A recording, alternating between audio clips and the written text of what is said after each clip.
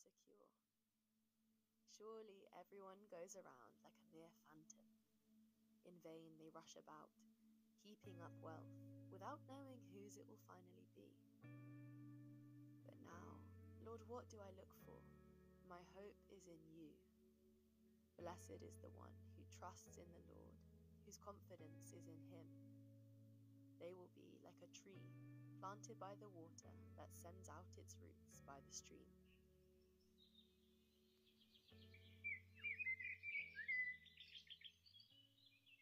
Hello everyone, so great to see you all today. I hope you're doing well this lunchtime.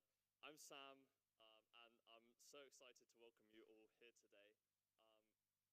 Your friend might have dragged you on along to this blindfolded. If you don't know what this is about, we're going to be looking at the question of can we trust the gospel? This is part of the Christian Union's week of events, exploring the Christian faith, asking different questions, and inviting everyone who wants to hear about it. And I'm Sam, I'm a second-year theologian. Don't worry, you don't need to be a theologian to understand this. Hopefully, it should answer all of your questions, and your mind might be a bit boggled, but it should be in a good way. We've got the incredible Peter Williams coming to speak to us, who is the principal of Tyndale House, which is just beyond Sidge that way, if you ever want to go visit it. It's the largest biblical studies centre and library in England, and Peter Williams is an incredible scholar, a researcher, a PhD in Aramaic, knows a bunch of other languages, and has dedicated his life to looking at these sorts of questions. So could we all put our hands together and give a huge welcome to Peter Williams? Thank you. Great, good to be with you. Topic is, can we trust the Gospels? So what we're talking about is the 4 Gospels that you find in a Bible, Matthew, Mark, Luke, and John. To read them out loud, it's about 9 hours worth of reading. Now, if Jesus Christ is the most influential person ever to have lived, and these are agreed by almost all historians to be the 4 earliest biographies of him, I think you owe yourself the duty of reading them and finding out about that. So I'd really encourage you to do that. But what we want to do is try and just orientate ourselves a little bit to what we can historically know about the life of Jesus. I like to say that fast information is to the mind what fast food is to the body. That is, we need to slow down a lot of the time and gather information slowly if you want to have a healthy mind. And so I'm going to start by reading a classical text by Tacitus. Cornelius Tacitus, usually thought to be about the best Roman historian. You can have a little debate about that, but he is writing here in his Annals about the Great Fire in Rome, the year 64. He's probably about 8 years old at the time, but he is in Rome, and he's thought to be able to be quite reliable for things that happen in far-flung places and decades before he was born. But he writes about how this made the emperor unpopular, the fire. So let's read this. Neither human help nor gifts from the emperor, nor all the ways of placating heaven could stifle the scandal or dispel the belief that the fire had taken place by order, that's order of Nero, the emperor.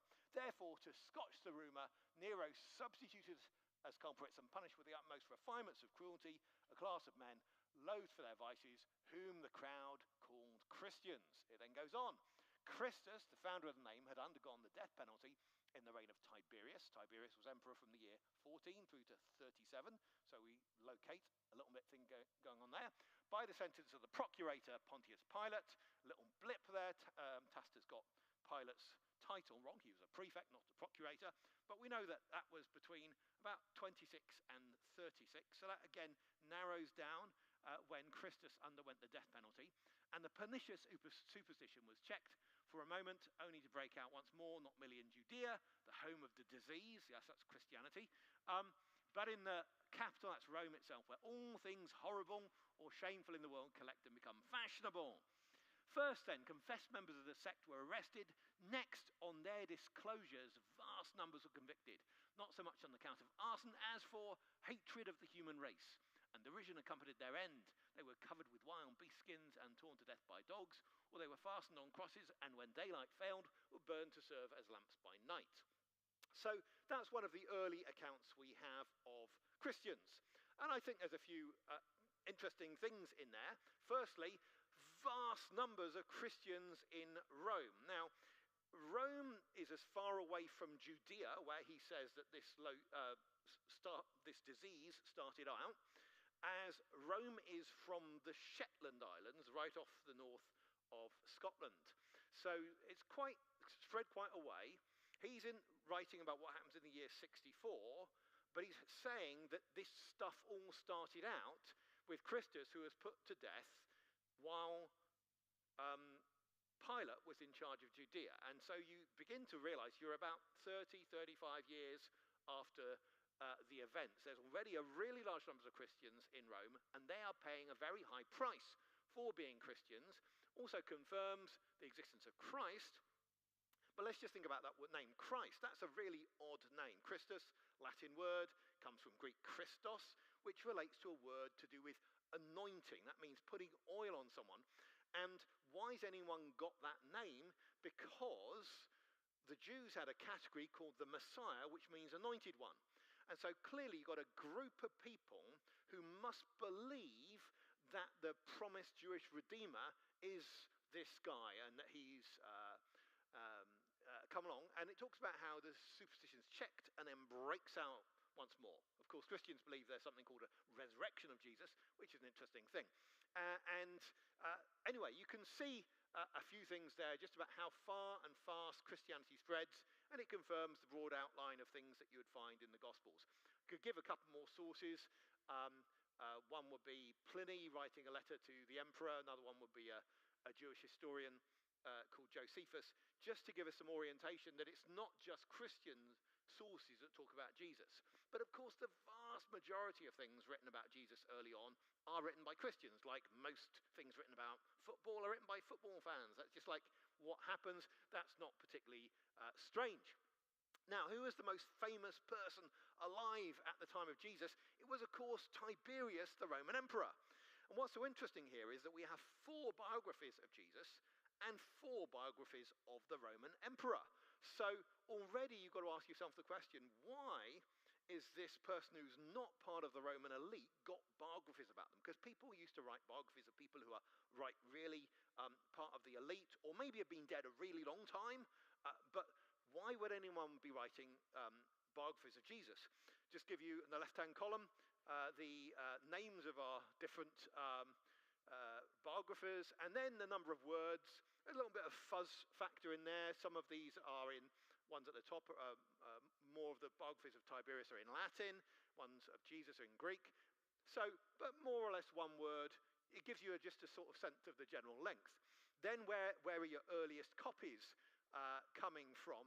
The earliest copies of these lives of the Roman emperor come from way later. I'm afraid to say there's a university 2 hours west of here that has some of the early copies of Matthew and John, but we don't need to talk about that for long. But what's so interesting is that you just have earlier copies available for these biographies. And then when were they written? Well, what I've done for the Gospels, the stories of Jesus' life, I've used Bart Ehrman's date. Now, Bart Ehrman is the world #1 Bible skeptic in terms of just visibility, scholarship, what he's put out, stuff translated into 30 languages. Very, intelligent guy. And so we're going to use Bible skeptics' dates for the biographies of Jesus, and then for Tiberius, ones that are sort of generally agreed. Okay. Now, what's interesting there for me is that on the whole, the biographies of Jesus are longer, with one exception, Tacitus's Annals. But guess what? That's a year-by-year account of stuff that happened during Tiberius's reign. It's not all about him. So actually, in terms of material, there's more about Jesus. Now, there are some counterpoints, because you can say, yes, but Tiberius has like inscriptions and coins and other stuff. Yeah, sure, that's right. Of course, he's really super attested. Then you look at your earliest copies. The earliest copies come from later. I'm not saying the ones about Tiberius are unreliable. The great thing is that late manuscripts can have really early material, okay? But I'm just saying, given that people trust that classical literature has been handed down over time, that's the presupposition of all of the faculty. in the classics faculty, that they are often looking at early stuff, Plato or whatever it is, from manuscripts that are hundreds of years later. And so there's no particular reason to be skeptical there. And then we look at the dates. And the interesting thing is that one of the biographies of Tiberius is in his lifetime, and it's thought to be the least reliable. Because guess what? This guy, Valerius Paterculus, was in the emperor's pay, and he completely says different things from what the others say. You would think butter wouldn't melt in Tiberius's mouth, whereas when you look at the other three, you see a rather different story.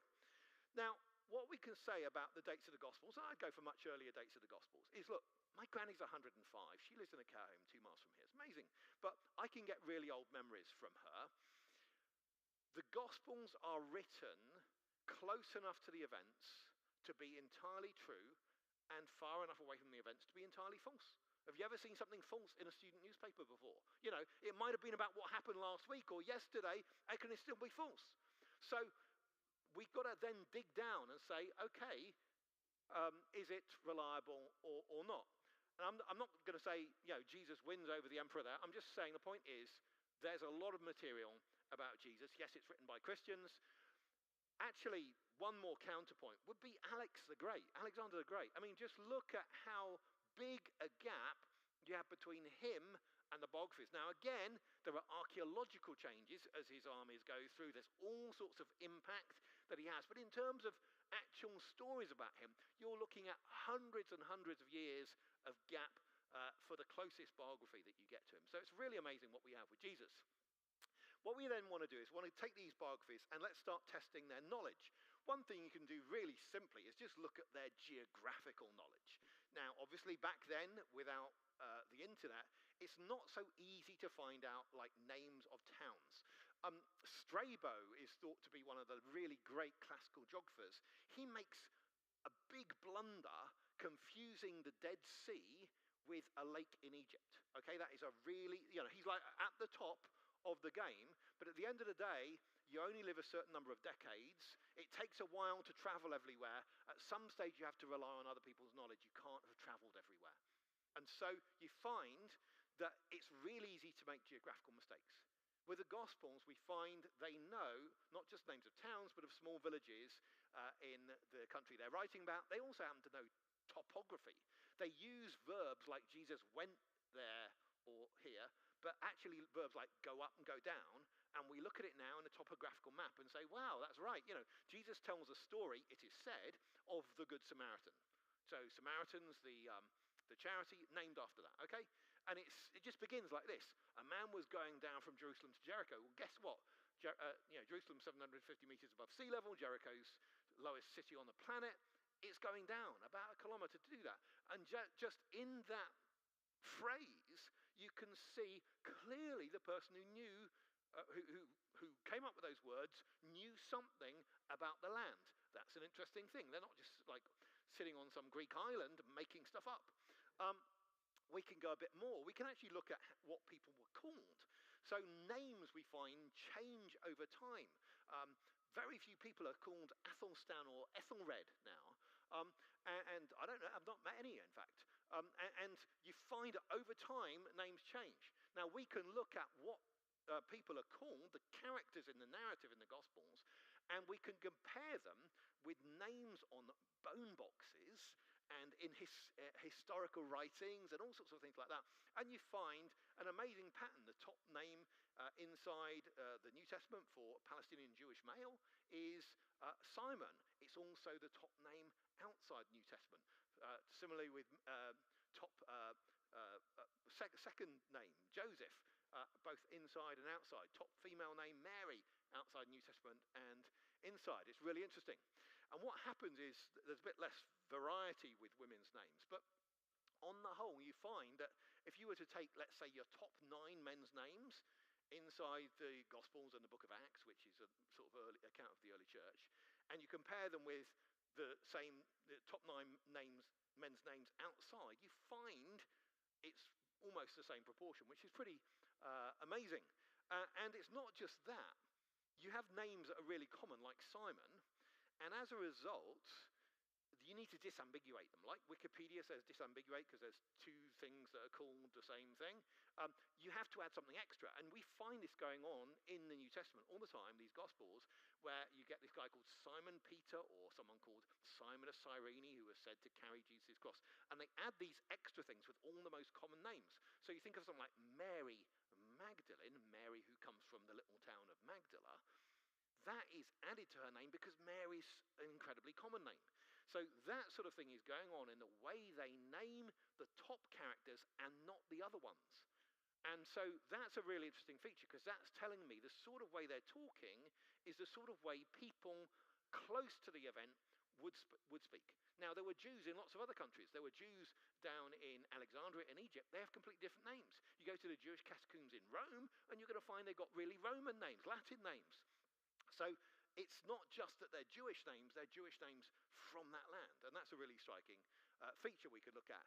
Here are some Jewish names from Egypt, Dositheus, Ptolemaeus, and so on. Those names haven't really taken on in our culture because they don't get into the Gospels, because the Gospels weren't written about Jewish men in Egypt. And we can do some other tests. You can look at, they know where the tax system works. They know about the botany. Here's one. There's a story in one of the Gospels, the one that's actually in orange on your tables, chapter 19, where there's this little tax collector just where a chief tax collector should be in Jericho, because it's on a border between two different areas of the Roman Empire. So you hit people with tax as they go across the border. And it talks about how he climbs up a sycamore tree. A ficus sycamoros is the technical term. And it's really interesting. Here's some people in Jericho in such a sycamore tree, because that's the town he's in, and that tree does grow there. Now, if Jericho's the lowest city on the planet, of course, it's got a different climate from Jerusalem, 1 kilometer higher, and you find that, yes, the sycamore grows in that particular town and not in other ones. In fact, you look at its distribution, and you find it wasn't a tree that people in Turkey, Greece, or Italy would even probably have heard of. So all of that works. Now, I want to get onto the supernatural, because that's one of the things that goes on, miracles in the Gospels. There's one miracle other than the resurrection of Jesus, that he rose from the dead, that's talked about in all 4 Gospels, and that is this feeding of the 5,000. This is where Jesus is said to feed 5,000 men plus women and children with 5 loaves and 2 fish, which I think is quite a hard thing to do on the whole. And what you get is, in all 4 accounts, you get varieties, but in 2 of the accounts, it talks about the grass. Okay, in Mark, it talks about there being green grass at the time. In John, it says much grass. Now, is that a detail put in to trick you into thinking this is real, therefore verisimilitude? Or is it real? Well, let's read on. Mark's gospel, in this point, tells you Jesus wants to get aside to somewhere that's less populated because lots of people are coming and going. Lots of people are traveling. It doesn't explain why. But over in John's gospel, it explains that you have Passover time. That's the biggest festival in the entire year, when loads of people travel and the train tickets go up and so on. So what you find is those 2 details like subtly agree. They fit together. And that's an interesting thing. When I was a lecturer in Aberdeen, I used to have the wonderful task of prosecuting plagiarism. And I used to have people in my office at 9 a.m, so they wouldn't necessarily sleep well the night before. But, very easily with this sort of comparing different stories, you'd find when someone's telling the truth, there are little details that ring true. They're just really, really subtle. And when someone's not, that doesn't happen. And what we're finding with the Gospels is you get these subtle agreements that you get between different accounts. And it's really incredible. Then you get this detail where Jesus is supposed to have 12 disciples, and he turns to one of them called Philip and asks where to get bread from. Then another of the disciples gets involved in a reply. You're not told why he talks to that particular one. John's gospel tells you the story, and you're puzzling, why that one? It doesn't tell you. But over in Luke, which is on your table, and Luke's the only one, he names the nearby town. Okay, he's the only one of the 4 Gospels that names a nearby town, and only in John we learn that Philip and Andrew are from that town. So when you put these details together, you realize there's this remarkable fitting that happens, that's what happens when just people independently report true stuff. Even there's a detail in John's Gospel that these are barley loaves, and it fits with the time of year when you've just had Passover because you have the barley harvest. But then what about the grass? Is the grass green? Well, why not get a precipitation chart from a nearby town, plug in when Passover would be, which is generally around April, and you realise you had 5 of the greatest months of rainfall. Now, does this prove the miracle? No, of course not. You can't prove miracles. But a lot of the time, people have this idea that stories of miracles have grown up because one person's told the story to another, to another, to another, and that's corrupted the story. So it's gradually got exaggerated over this long time, and so you end up with a miracle story. The problem about that is, how can you have selective corruption of information? How can you get the big central bit of the story corrupted and the little details kept?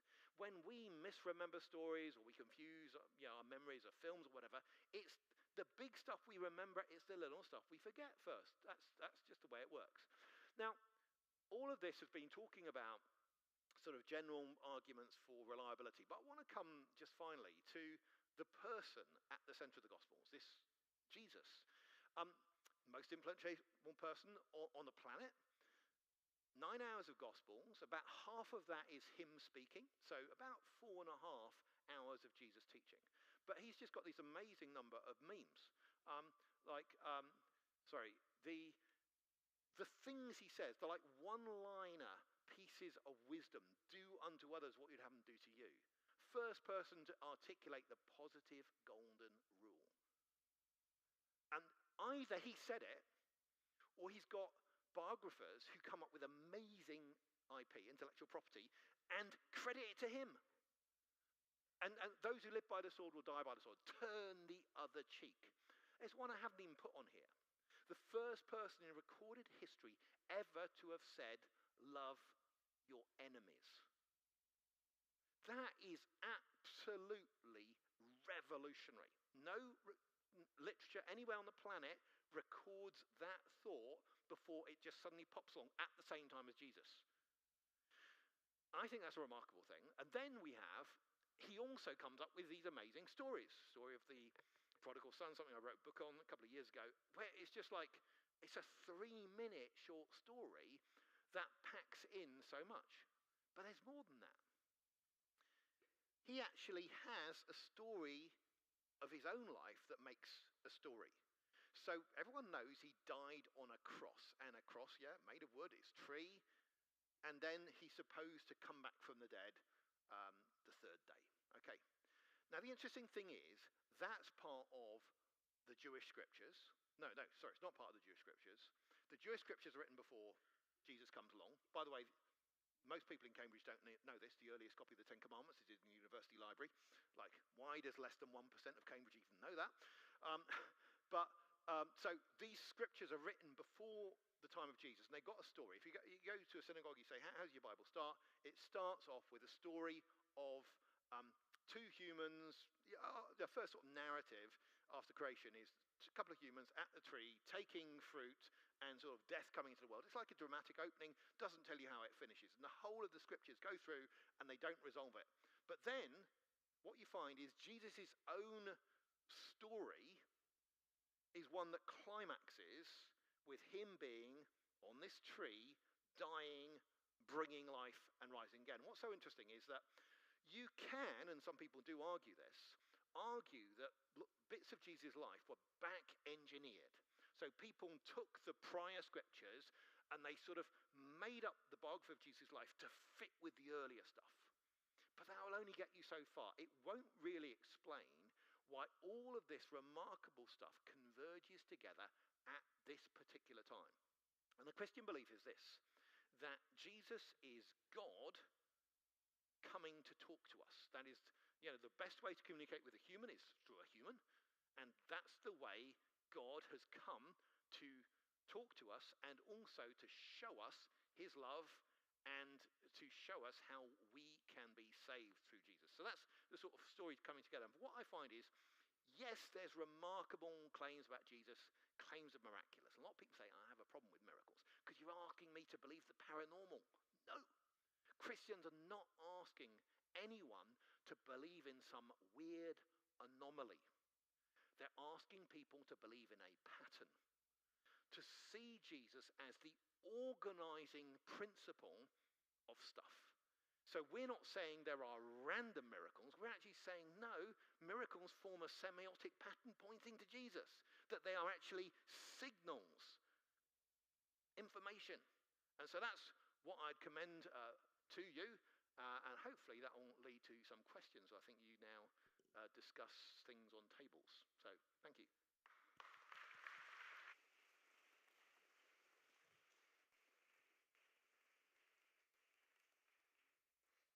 Yes, thank you so much. That was honestly incredible. I love the precipitation chart, as well as all of the incredible stuff at the end. You probably have some questions, some thoughts. We've got a QR code up here. If you scan that, then you can put them into this thing, and then you submit your questions and you can rank other people's questions. So if you really want to hear this question answered, then give it an upvote. And we'll give you a couple of minutes to talk on your table, see what questions you want to submit, and then we'll get Peter back up here to answer your questions. So give you a couple of minutes to do that.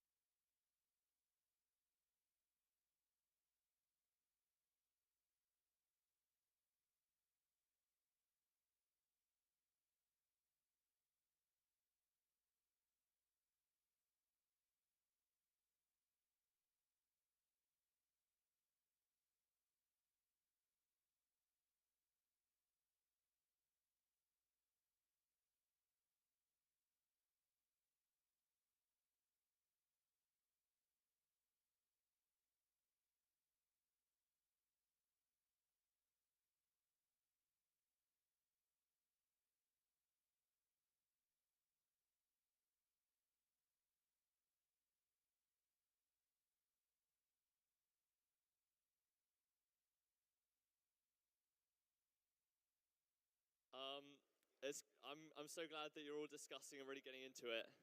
We'll have some more time at the end to discuss on our tables. But I love to hear more of what Peter has to say. So we're going to turn to some of the Q&A questions on the screens, and I will read them out for everyone. So our first question we got is, what about all the places where the Gospels don't agree, particularly Matthew's account of the crucifixion and the following events?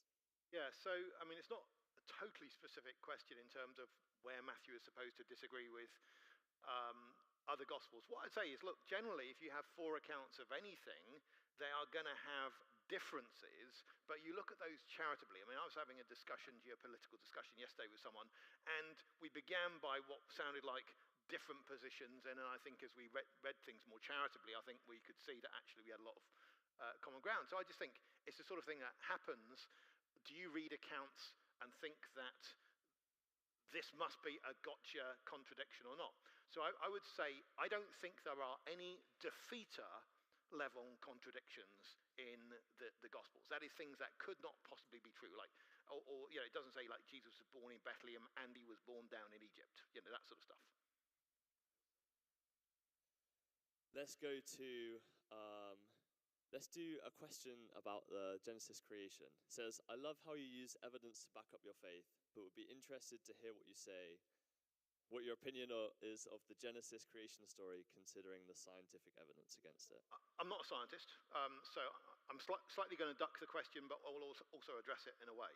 And that is that if you ask different Jesus followers around the room, they're going to have different views on creation. So whether it's right to follow Jesus doesn't have to depend on your particular take on the meaning of the first chapter or early chapters in the Bible. We're going to go, there's a few different questions about translations, so let's ask that. Can we trust translations? On the whole, yes. I mean, you don't actually need to, because, you know, you can read Greek and Hebrew.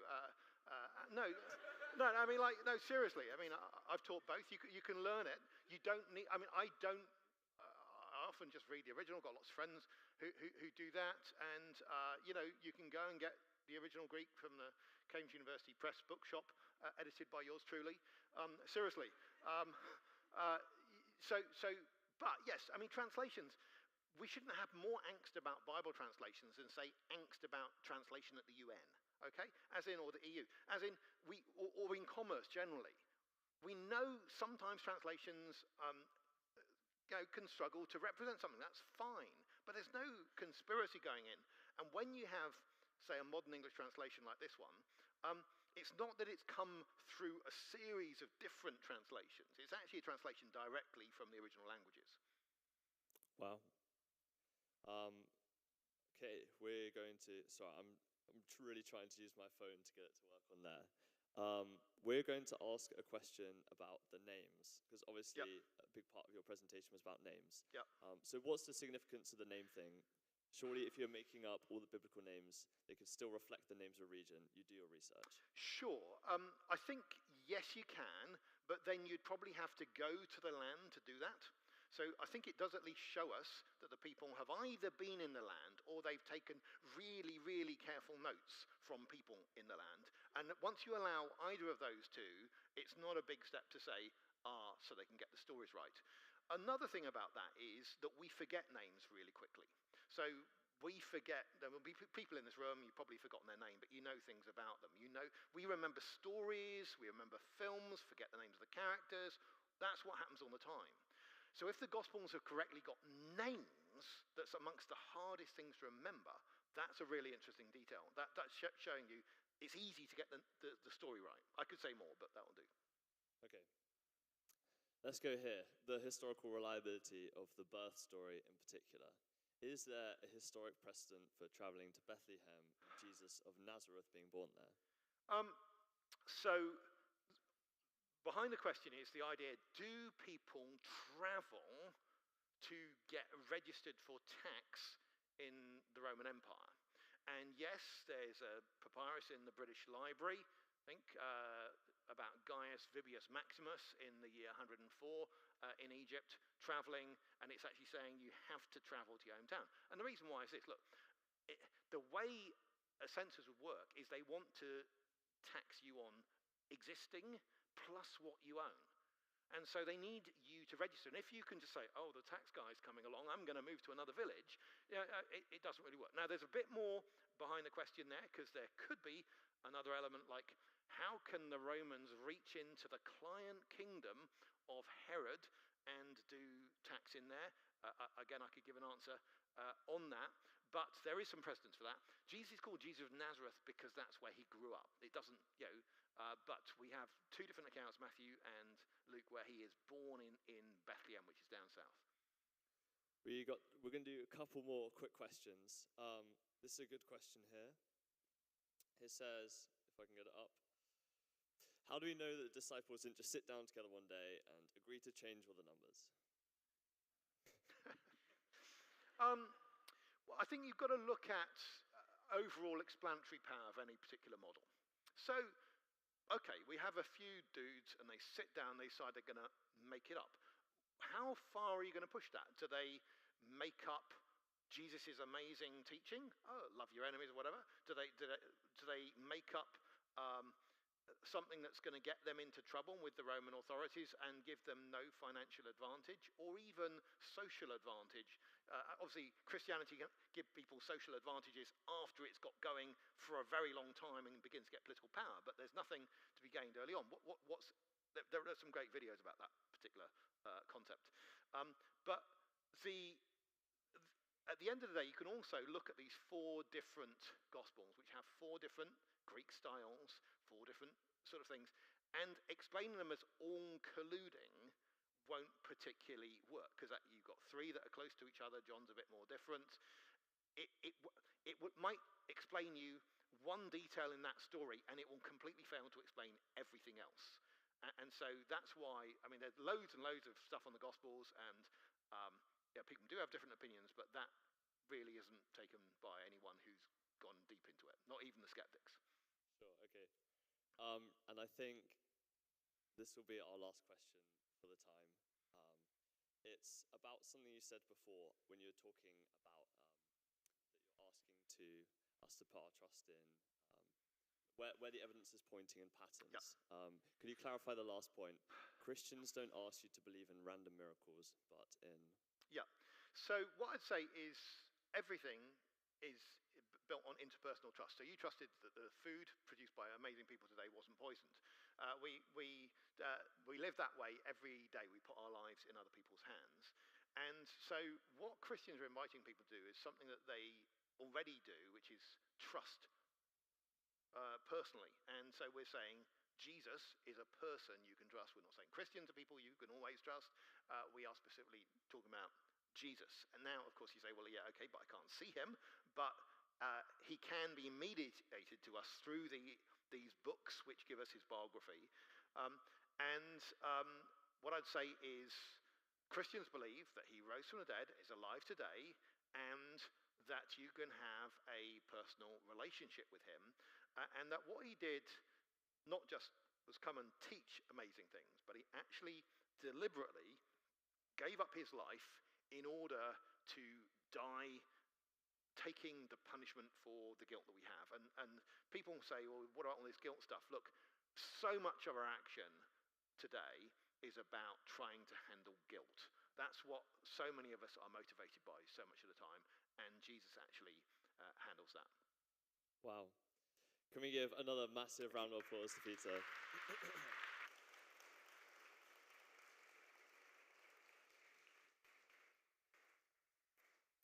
I want to say a big thank you to everyone for coming here today.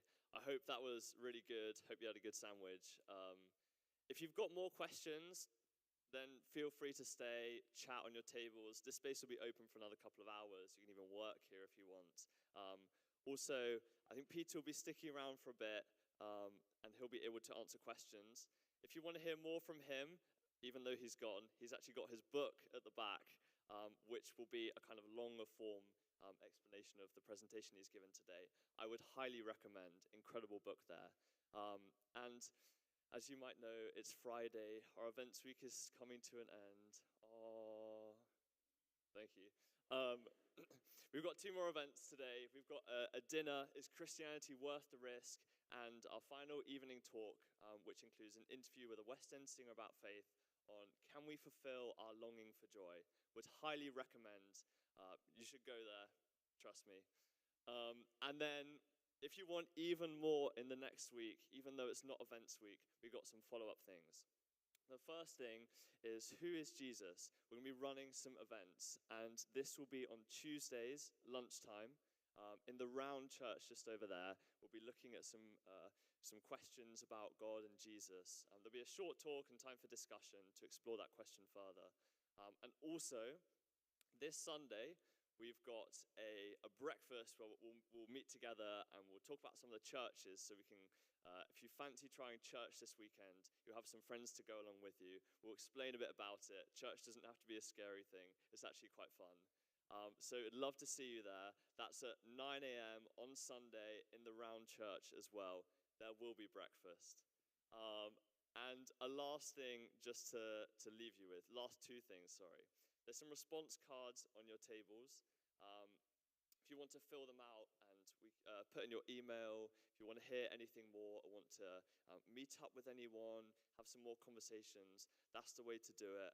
We'll get back to you on that and make sure that, we can see you and keep dialoguing with you.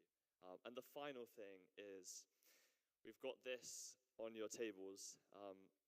If you have been persuaded by this talk about the Gospels, I definitely recommend having a look at this. This is one of the eyewitness accounts of Jesus' life that Peter's talking about.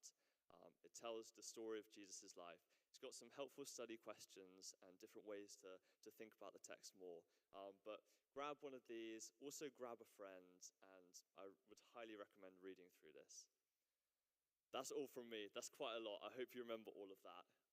But most of all, thanks so much for coming. So glad to see you, and have an awesome rest of your day.